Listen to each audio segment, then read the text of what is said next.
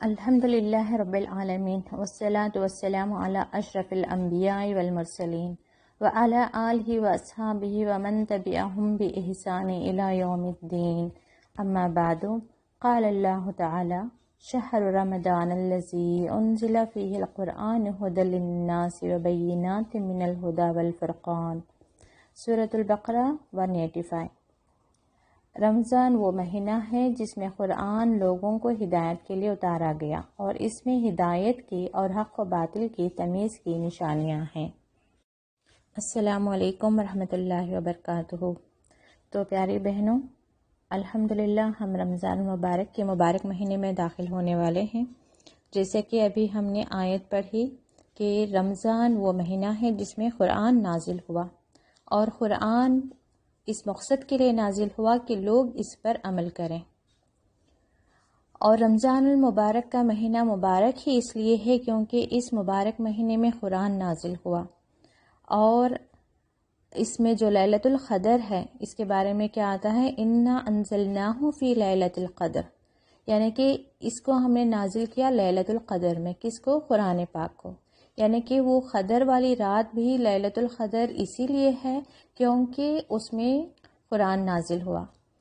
کہا جاتا ہے کہ قرآن کو لوح محفوظ سے آسمانی دنیا پر نازل کیا گیا، پھر وہاں سے رسول اللہ صلی اللہ علیہ وسلم کے دل پر وحی کے ذریعے تھوڑا تھوڑا نازل کیا گیا۔ رمضان المبارک اور قرآن کریم کے درمیان بہت گہرا رشتہ ہے۔ رمضان المبارک ہی میں قرآن کریم نازل ہوا۔ نبی کریم صلی اللہ علیہ وسلم اس مہینے میں جبرائیل علیہ السلام کے ساتھ قرآن پاک دہرایا کرتے تھے، لہٰذا ہم گنہگاروں کو بھی روز محشر میں سرخ روئی حاصل کرنے کے لیے، یعنی کہ کامیابی حاصل کرنے کے لیے زیادہ سے زیادہ قرآن کی تلاوت کرنی چاہیے۔ مسلمان صبح اور شام، دن رات، ہر وقت اس کی تلاوت کریں۔ تو ہر وقت اس کی تلاوت کرنا کیسے؟ جب مسلمان نمازیں ادا کر رہا ہوتا ہے، فرض نمازیں ہوں یا تراویح ہوں یا تہجد ہوں، تو وہ اس میں بھی کیا کر رہا ہوتا ہے؟ قرآن کی ہی تلاوت کر رہا ہوتا ہے۔ پیاری بہنوں، قرآن کے ہم پر 5 بڑے حق ہیں۔ چلیے معلوم کرتے ہیں یہ کون سے ہیں۔ پہلا حق یہ ہے کہ ہم قرآن کریم پر ایمان لائیں۔ قرآن کریم پر کس طرح کا ایمان؟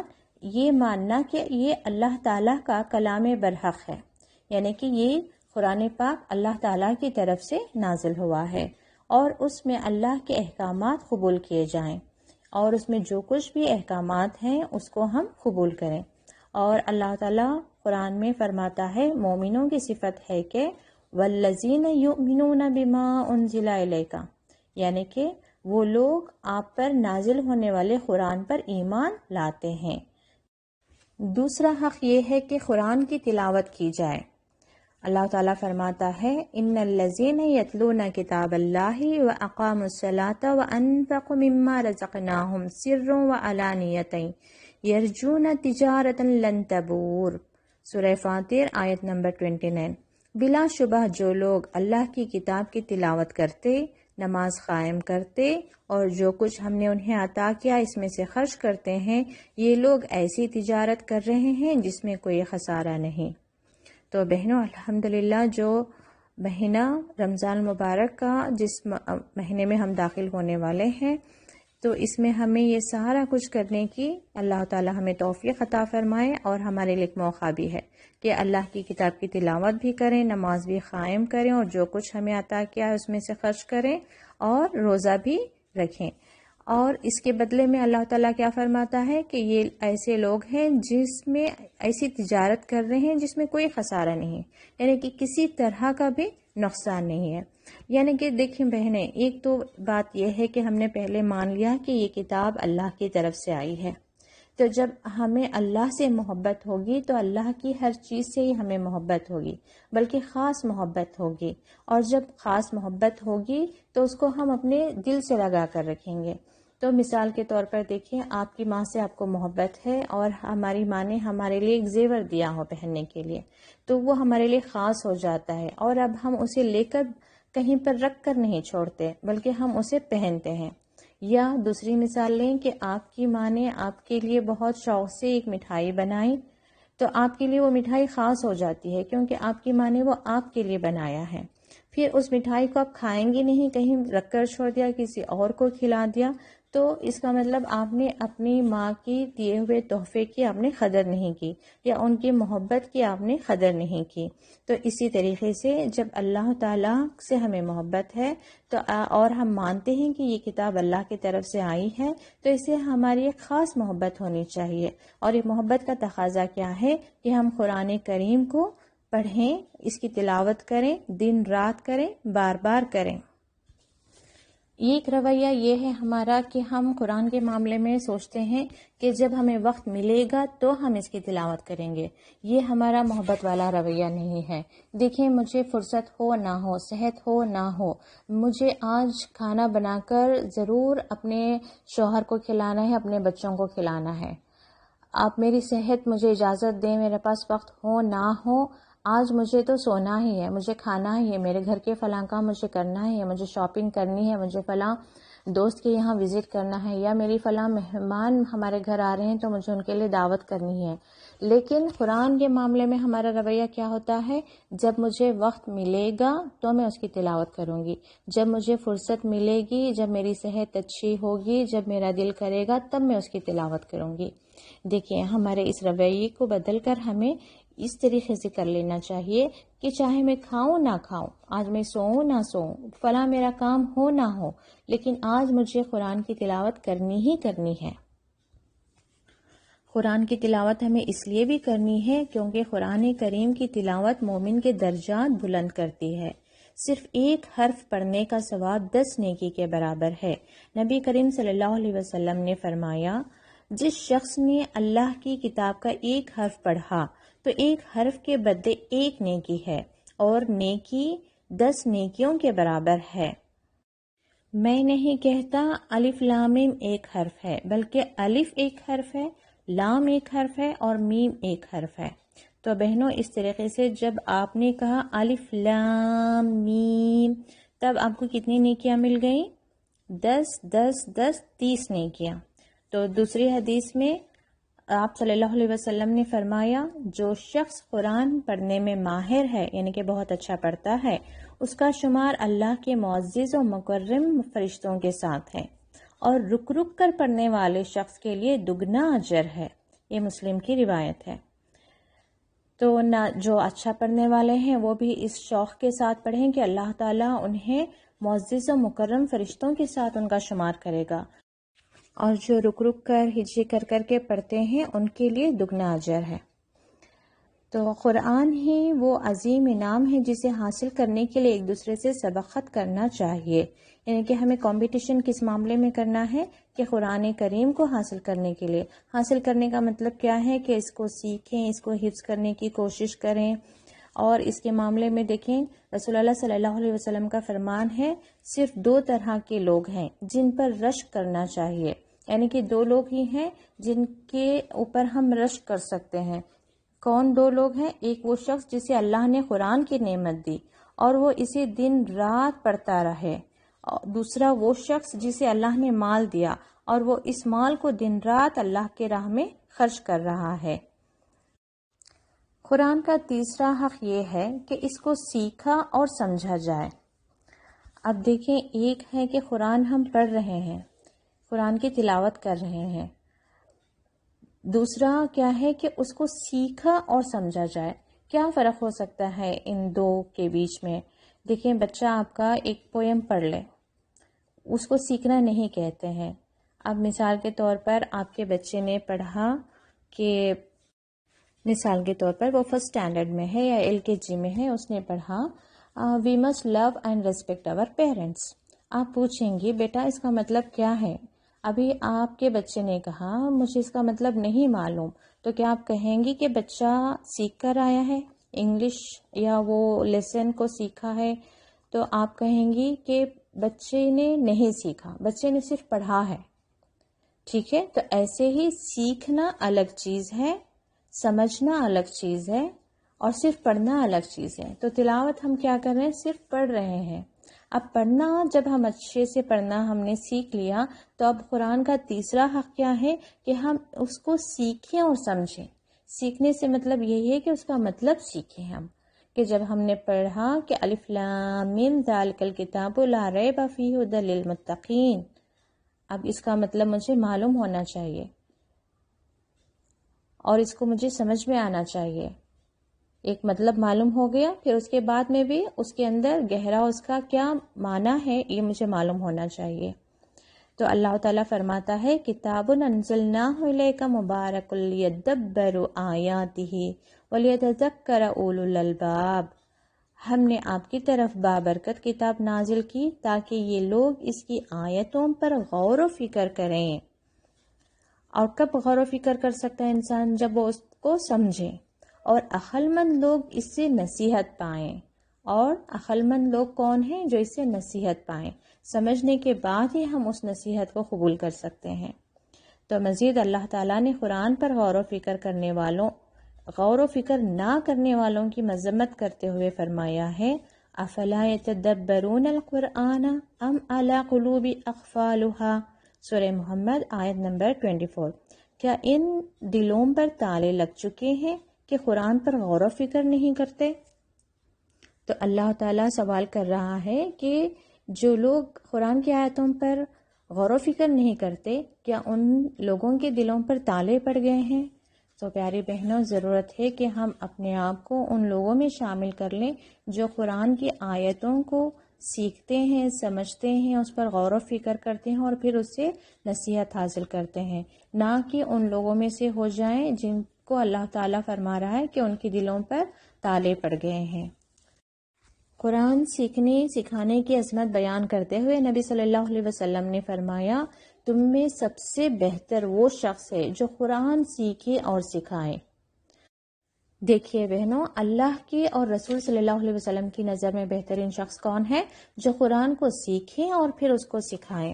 اب ہمیں اپنے نظریے سے نہیں دیکھنا چاہیے کہ بہترین شخص کون ہے، جس کے پاس بہت زیادہ دنیا کا علم ہے، یا وہ شخص بہت زیادہ بہترین ہے جس کے پاس بہت زیادہ دولت ہے، یا بہت زیادہ خوبصورت ہے، یا بہت زیادہ صحت مند ہے۔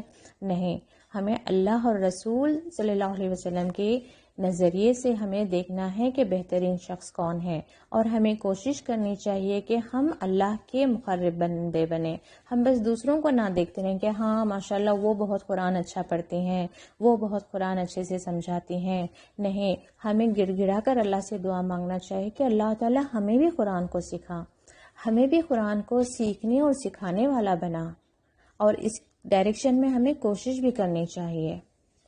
اور بہنوں، یہ ہے بہتری اور سر بلندی کا معیار کہ جس قدر کسی کا قرآن سے مضبوط تعلق ہوگا، اسی قدر وہ دنیا اور آخرت کے اعلیٰ مقامات کا مستحق ہے۔ یعنی کہ دنیا میں بھی اس کے لیے اللہ تعالیٰ درجات بلند کرے گا اور آخرت میں بھی اس کے درجات کو بلند کرے گا۔ یہاں تک کہ رسول کریم صلی اللہ علیہ وسلم صاحب قرآن کو پہل اور ترجیح دیتے اور اس کی عزت و توقیر کا حکم فرماتے۔ قرآن کا ہم مسلمانوں پر چوتھا حق یہ ہے اس سر چشمہ ہدایت سے رہنمائی لیتے ہوئے اس پر عمل پیرا ہو جائیں۔ دیکھیں، اب ہم نے مان لیا کہ یہ اللہ کی کتاب ہے، تو اب ہمیں اسے محبت ہو گئی اور اب ہم اس کی تلاوت کر رہے ہیں۔ اب ہمیں تلاوت کرنا آ گیا تو ہم نے اس کو سمجھ بھی لیا، سمجھنا بھی چاہا، ہم نے اس کو سمجھا، اور اب کیا ہے؟ اب ہمیں اس پر عمل کرنا چاہیے، اس کے احکامات پر عمل کریں اور منع شدہ چیزوں سے پرہیز کریں، اپنی زندگی قرآن کی دی ہوئی تعلیمات کے مطابق بنائیں۔ قرآن و سنت کے مقابلے میں کسی کی بات کو ترجیح اور فوقیت نہ دی جائے۔ دیکھیں بہنوں، اصل میں اللہ تعالیٰ نے ہمیں پیدا کیا اور ہمیں واپس اسی کے پاس لوٹ کر جانا ہے، اور اللہ تعالیٰ ہم سے کیا چاہ رہا ہے کہ ہم کس طریقے سے لوٹ کر جائیں اس کے پاس، کہ ہم کیا اعمال لے کر جائیں اس کے پاس، کس طرح کی زندگی گزار کر اس کے پاس جائیں، یہ اللہ تعالیٰ نے ہمیں قرآن میں بتا دیا ہے۔ اللہ تعالیٰ فرما رہا ہے کہ تم یہ کام کر کے آؤ گے تو میں تمہیں جنت دوں گا، اور یہ کام کرو گے تو انہیں جہنم نصیب ہوگی۔ تو اس لیے ہمیں بہت ضروری ہے کہ اب ہم آج بیٹھ کر یہ طے کریں کہ ہم جنت جانے والے بنیں یا اللہ نہ کرے کہ ہم کہیں گمراہ ہو جائیں، بھٹک جائیں۔ تو اب جنت جانے کے لیے ہمیں راستہ کون بتائے گا؟ ہماری ماں، ہمارے باپ، ہمارے رشتہ دار نہیں۔ جب اللہ کی کتاب ہمارے پاس ہے تو ہم اس کو پڑھیں، اس میں سے ہم ہدایت حاصل کریں۔ اللہ نہ کرے کہ ہم اپنے آس پاس رشتہ داروں سے، دوستوں سے وہ ساری باتیں سن رہے ہیں جو وہ کہہ رہے ہیں کہ انہوں نے قرآن سے یا حدیث سے معلوم کیا ہے، اور اللہ نہ کریں کہ ان سے کوئی غلطی ہو رہی ہے، تو ہم ان کی باتوں پر عمل کر کے ہم سے کوئی بدعت نہ ہو جائے، کوئی گمراہی نہ ہو جائے۔ تو ضروری کیا ہے، ہم اس وقت اللہ کے سامنے کھڑے ہو کر ہم کیا بتائیں گے کہ ہم نے یہ کام اس لیے کیا کیونکہ ہماری ماں نے ہمیں بتایا، یا ہمارے والد نے بتایا، یا ہماری فلاں رشتہ دار نے بتایا، یا فلاں اسکالر نے بتایا۔ تو اللہ تعالیٰ پوچھے گا کہ اے بندے، میں نے تو تمہیں اپنی کتاب بھیجی تھی ہدایت کے لیے، تم نے میری کتاب سے ہدایت کیوں نہیں حاصل کی؟ کیا واقعی ہم اللہ کی کتاب پڑھ کر سمجھنے کے قابل نہیں ہیں؟ تو اللہ تعالیٰ کیوں فرماتا ہے وَلَقَدْ يَسَّرْنَا الْقُرْآنَ لِلذِّكْرِ فَهَلْ مِن مُدَّكِرٍ، کہ ہم نے آسان کیا ہے اس کتاب کو کہ اس کو پڑھنے والا کیا کوئی نصیحت حاصل کرنے والا ہے؟ دیکھیے، ہم دنیا کی ہر لینگویج تو سیکھ لیتے ہیں، میتھس بھی، سائنس بھی، سوشل بھی پڑھ لیتے ہیں، اور لینگویجز بھی سیکھ لیتے ہیں، انگلش سیکھتے ہیں، ہندی سیکھتے ہیں، کنڑا ہماری اسٹیٹ کی لینگویج بھی سیکھ لیتے ہیں۔ تو کیا مشکل ہے کہ اللہ کی کتاب سیکھیں؟ کیا اللہ نے واقعی اپنے بندوں پر مشکل کام ڈالا ہے؟ کیا واقعی میں اللہ کی کتاب کو سیکھنا مشکل ہے؟ کوئی بندہ سیکھنا چاہے گا تو کیا اللہ سکھائے گا نہیں اسے؟ دیکھیں، ہم کوشش تو کریں، ایمانداری سے ہم کوشش کریں، اللہ تعالیٰ ہمیں ضرور سکھائے گا۔ اللہ تعالیٰ ہی تو چاہتا ہے کہ ہم اس کی کتاب پر عمل پیرا ہوں، ہم اس کی کتاب کی تلاوت کریں، پھر اس کی ہدایتوں پر عمل کریں۔ اور اللہ تعالیٰ اپنے بندوں سے اتنی محبت کرتا ہے، وہ چاہتا ہے کہ اس کے بندے جنت جائیں، وہ چاہتا ہے کہ اس کے بندے جنت جائیں، اس لیے نیک عمل کرنا بہت آسان ہے۔ دیکھیے، نماز پڑھنا کتنا آسان ہے، نہ اس میں آپ کو کہیں پہ کچھ پیسے خرچ کرنے کی ضرورت ہے، نہ کچھ اور۔ اب مثال کے طور پر ایک مووی بھی دیکھنا ہے آپ کو، تو آپ کو کتنی مشقت کرنی پڑے گی۔ اس کے لیے آپ کو آپ کے گھر میں ٹی وی ہونا ہے، کیبل کنیکشن ہونا ہے، اسے پیسے دینا ہے، الیکٹریسٹی ہونا ہے، یعنی کہ گناہ اصل میں سخت ہے، مشکل ہے، لیکن پھر بھی شیطان نے ہمارے لیے گناہوں کو بہت آسان کر دیا ہے، اور نیکی ہمارے لیے کرنا بہت مشکل معلوم ہوتا ہے، جبکہ اللہ تعالیٰ نے دین کو بہت آسان بنایا ہے، ہماری زندگیوں کو بہت آسان بنایا ہے، نیکی کرنا بہت آسان ہے، لیکن ہم لوگوں نے ہی اس نیکیوں کے کام سے یا نیکیوں سے ہم منہ پھیرے پھر رہے ہیں۔ اللہ تعالیٰ فرماتا ہے، سورہ طٰہٰ کی آیت ہے 123-124، بس جب تمہارے پاس میرے طرف سے ہدایت پہنچے تو جو میری ہدایت کی پیروی کرے گا نہ تو گمراہ ہوگا اور نہ ہی بدبختی پائے گا، اور جو میری شریعت سے روگردانی کرے گا تو اس کے لیے تنگ زندگی ہوگی، اور روز قیامت اسے اندھا کر کے اٹھائیں گے۔ یعنی کہ اللہ تعالیٰ فرما رہا ہے، جب تمہارے پاس میری ہدایت آئے تو دیکھیں، آج بھی کوئی بہن اچانک سے حجاب کرنا شروع کر دے تو لوگ اسے طنز و طعنہ کریں، تو یہی کہیں کہ آج اللہ تعالیٰ کی طرف سے میرے دل کو ہدایت پہنچی ہے کہ میں حجاب کروں۔ کل تک کوئی نماز نہیں پڑھ رہا تھا، آج اس نے نمازیں شروع کر دیں، تب بھی اس کے رشتہ دار ہو سکتا ہے کہ اسے طنز و طعن کریں کہ کل تک تو نمازیں نہیں پڑھ رہی تھی، آج 5 وقت کی نماز پنجگانہ نمازی ہو گئی ہیں۔ تو یہی کہیں کہ مجھ تک آج ہدایت پہنچی ہے تو میں اس پر عمل کر رہی ہوں۔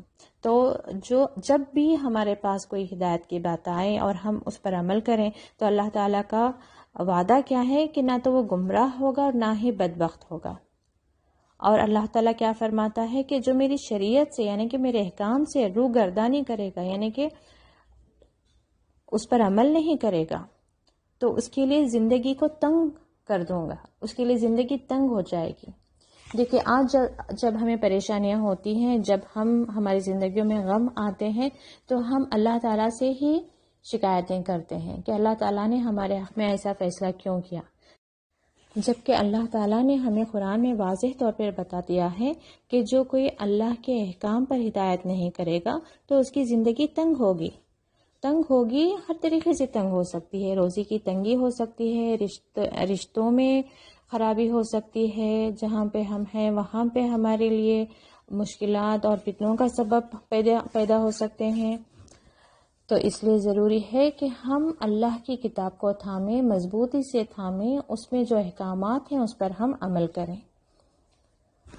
جو شخص اس قرآن کو اپنا امام بنائے گا تو اسے یہ قرآن جنتوں میں لے جائے گا۔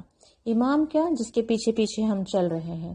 تو قرآن میں جیسے گائیڈ لائنس ہیں ویسے ہم عمل کرتے رہیں گے تو یہ قرآن ہمیں کہاں لے جائے گا؟ جنت میں لے جائے گا۔ اور جو شخص قرآن کو پیچھے چھوڑ دے گا اور اپنی منمانی کرتا رہے گا تو یہی قرآن اسے جہنم کی طرف لے جائے گا۔ اور قرآن کا ہم مسلمانوں پر 5واں حق یہ ہے کہ اس کی دعوت دی جائے اور اس سے لوگوں کی تربیت کی جائے، کیونکہ قرآن سے بہتر کوئی ہدایت کی کتاب نہیں۔ اللہ تعالیٰ کا فرمان ہے اِنَّ هَٰذَا الْقُرْآنَ يَهْدِي لِلَّتِي هِيَ اقوم، اور صحیح مسلم میں نبی صلی اللہ علیہ وسلم کا فرمان ہے اللہ تعالیٰ قرآن سے قوموں کو عروج دیتا ہے، یعنی کہ بلندی، اور بعض دوسروں کو ذلیل و خوار کرتا ہے۔ تاریخ پر جب بھی نظر ڈالیں تو معلوم ہوگا کہ جب تک مسلمان قرآن پر عمل پیرا تھے، دنیا کے تاج و تخت اس کے قدموں کے نیچے تھے، اور آج جب کہ مسلمانوں نے قرآن کو پس پشت ڈال دیا ہے تو دنیا میں ذلت و خواری ان کے مقدر بن گئی۔ تو بہنوں، قرآن کا 5واں حق کیا ہے کہ ہم اس کو سیکھنے کے بعد دوسروں کو بھی اس کی طرف بلائیں۔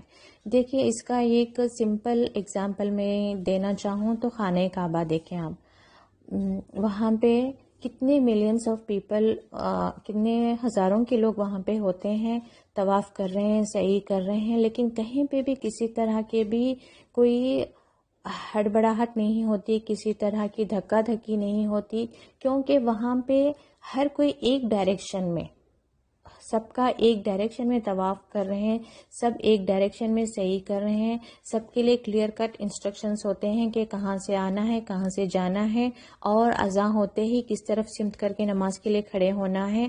اگر 2 سیکنڈ کے لیے سوچیں، وہاں پہ یہ گائیڈ لائنز نہیں ہوتے، یا گائیڈ لائنز ہیں لیکن اس میں سے 2-4 لوگ بھی نہیں ماننا چاہتے، کوئی اپوزٹ ڈائریکشن میں صحیح کرنا چاہ رہا ہے، کوئی اپوزٹ ڈائریکشن میں طواف کرنا چاہ رہا ہو، یا نماز کے وقت میں کسی اور سمت میں وہ کھڑا ہونا چاہ رہا ہو، تو کیا ہوگا؟ وہاں پہ اتنے ہی 4 لوگوں کی غلطی سے بھی سارا ہجوم میں جو ہے افراتفری مچ سکتی ہے۔ تو یہیں سے ہمارے لیے سیکھنے والی بات یہ ہے کہ جو ہمارے آج زندگیوں میں، ہمارے رشتوں میں، یا ہماری قوموں میں جو یہ فرقہ بازی ہے، جو یہ نااتفاقیاں ہیں، اس لیے کہ کوئی اللہ کی کتاب کو ترجیح دیتا ہے، کوئی نہیں دیتا، کوئی اس کو پڑھ کر اس پر عمل کرنا چاہتا ہے، کوئی اس سے محروم رہ گیا ہے اور وہ کسی اور ڈائریکشن میں جا رہا ہے۔ تو اس لیے ہماری زندگیوں میں ہم چاہتے ہیں کہ ایک اطمینان ہو، سکون ہو، ہمارا نظریہ ایک ہو جائے، ہمارے رشتوں میں اتفاق و محبت آ جائے، ہماری قوم میں اتفاق آ جائے، ہماری مسلمانوں میں ایک اتفاق و محبت پیدا ہو، تو ضروری ہے کہ سب کامنلی ایک چیز کو فالو کریں، اور وہ ہے قرآن و حدیث، قرآن و سنت پر عمل کریں۔ جب سب کا ڈائریکشن ایک ہو جائے گا، فوکس ایک ہو جائے گا، تو ہماری زندگیوں میں جو یہ نااتفاقیاں ہیں یہ ختم ہو جائیں گی۔ اب اگر کسی آیت پہ کسی وجہ سے 2 لوگوں میں نااتفاقی ہو بھی گئی سمجھنے میں، تو اسے ہمیں اللہ کی طرف چھوڑ دینا چاہیے کہ اللہ تعالیٰ اس کا صحیح مطلب تو بہتر جانتا ہے، کیونکہ قرآن کو سمجھنے کا اصل مقصد کیا ہے کہ ہم اللہ کے محبوب بندے بنیں۔ ہم کو قرآن اس لیے نہیں سیکھنا ہے کہ ہم اس کی آیتوں کو لے کر کسی پر اپنی زیادہ عالم ہونے کا، یا ہمیں بہت اچھے سے سمجھ میں آ گیا اس چیز کی حجت کرنے کے لیے نہیں ہے۔